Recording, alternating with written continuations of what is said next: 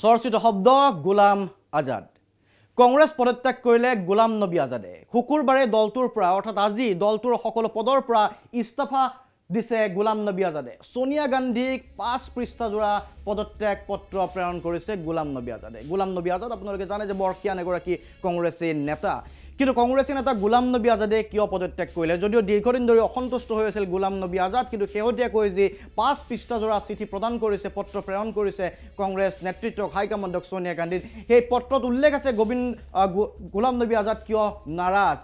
গোলাম নবী আজাদে সকলো দোষ ঠেলিছে ৰাহুল গান্ধীৰ ওপৰত কংগ্ৰেছত আলোচনাৰে সিদ্ধান্ত প্ৰক্ৰিয়া বন্ধ কৰে ৰাহুলে অভিযোগ উত্থাপন কৰিছে ৰাহুল গান্ধী উপ সভাপতি হোৱাৰে পৰা কংগ্ৰেছ ধৰাশায়ী হৈছে এই অভিযোগো আছে ৰাহুলৰ বাবে দুটাকৈ লোকসভা নিৰ্বাচনত কংগ্ৰেছ পৰাজিত হৈছিল গোলাম নবী আজাদে এই কথাটো উল্লেখ কৰিছে 2014 পৰা 2022 ৰ ভিতৰত 49 বিধানসভা নিৰ্বাচনৰ 39তে পৰাস্ত হৈছে কংগ্ৰেছ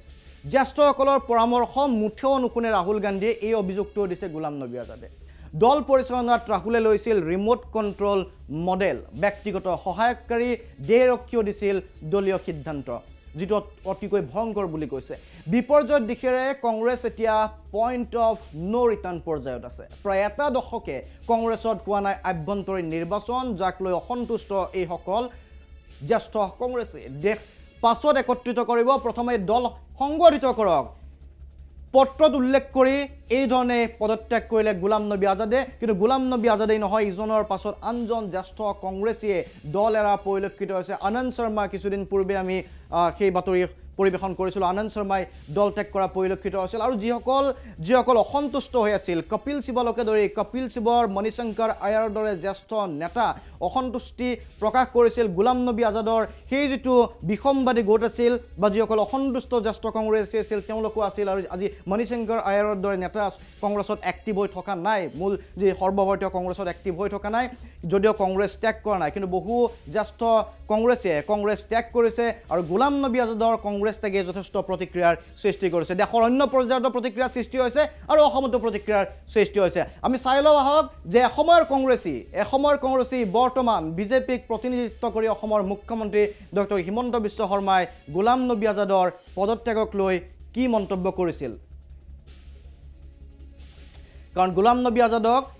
আজাদক বহুদিন ধৰি পাইছিল ডক্টৰ হিমন্ত বিশ্ব শৰ্মায়ো কংগ্ৰেছত হিমন্ত বিশ্ব শৰ্মায়ো বিদ্ৰোহ কৰিছিল আৰু তাৰ পাছত বিজেপিত যোগদান কৰি চৰকাৰ বনাবলৈ অসমত বিজেপি চৰকাৰ হ'ল আৰু তাৰ পাছত অসমত মুখ্যমন্ত্ৰী হিচাপে আছে ডক্টৰ হিমন্ত বিশ্ব শৰ্মা কিন্তু গোলাম নবী আজাদৰ পদত্যাগক লৈ মুখ্যমন্ত্ৰীগৰাকীয়েও মন্তব্য কৰিছে প্ৰতিক্ৰিয়া ব্যক্ত কৰিছে ৰকিবুল হুছেইনেও কংগ্ৰেছৰ প্ৰাক্তন মন্ত্ৰী ৰকিবুল হুছেইনেও প্ৰতিক্ৰিয়া ব্যক্ত কৰিছে আৰু ৰকিবুল হুছেইনে কৈছে নগাঁৱত যে এই সময়ত আচলতে দলৰ বিপৰ্যয়ৰ সময়ত গোলাম নবী আজাদে কংগ্ৰেছ ত্যাগ কৰিব নালাগিছিল কংগ্ৰেছতে থাকিব লাগিছিল গতিকে ক্ৰিয়া প্ৰতিক্ৰিয়াৰ সৃষ্টি হৈছে 7টা চৰিত্ৰ আৰু 3টা পৰিস্থিতি ব্যাখ্যা কৰিছে ইউপিএ এই আৰু দুইৰ বাবে কিন্তু সোনিয়া গান্ধীক প্ৰশংসা কৰিছিল এইগৰাকী গোলাম নবী আজাদে কিন্তু ৰাহুল গান্ধী ৰাজনীতিত প্ৰৱেশ কৰাটো দুৰ্ভাগ্যজনক বুলি ব্যক্ত কৰিছে গোলাম নবী আজাদে গতিকে দিনটোৰ চৰ্চিত খবৰ আছিল গোলাম নবী আজাদৰ পদত্যাগ আহিব বিচাৰিছো ইছ্যু অফ দ্য ডেৰ পৰৱৰ্তী অংশলৈ ঠিক আছে তাৰ পূৰ্বে যদি সম্ভৱ হয় মুখ্যমন্ত্ৰীগৰাকীৰ মন্তব্যটো এবাৰ শুনাই লৈছো তাৰ পাছত মই পৰৱৰ্তী অংশলৈ আহিম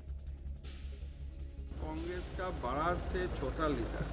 अनुभव सेम है आप कैमरा ऑफ करके बात कीजिए अनुभव सेम है तो ऐसा एक विशाल और एक बड़ा अपोजिशन पार्टी को लीड करने के लिए जो एक होना चाहिए वो नहीं है लेकिन from Congress point of view these are issues and I think if this is going on then वही गांधी ही कांग्रेस में रह जाएगा और कोई नहीं रहेगा बीजेपी के लिए 2024 के लिए फेवर देखिए बीजेपी के लिए तो ये एक वरदान है राहुल गांधी बीजेपी के लिए एक वरदान है इसलिए राहुल गांधी का साथ जब भारत का लोग कंपेयर करता है बीजेपी का लीडर्स लोग माइल्स अहेड हो जाता है तो इसीलिए वो तो बीजेपी के लिए सूट करता है लेकिन कांग्रेस में आज जो आजाद साहब जो चिट्ठी लिखा है वही चिट्ठी में 2015 में लिखा है গলে হিমন্ত বিশ্ব শৰ্মাৰ মন্তব্য আছিল গোলাম নবী আজাদৰ পদত্যাগক লৈ যে ৰাহুল গান্ধী থকালৈকে পুনৰ কটাক্ষ কৰিছে হিমন্ত বিশ্ব শৰ্মাই ৰাহুল গান্ধীক গতিকে ৰাহুল গান্ধী থকালৈকে কংগ্ৰেছৰ এই অৱস্থা অব্যাহত থাকিব মন্তব্য হিমন্ত বিশ্ব শৰ্মা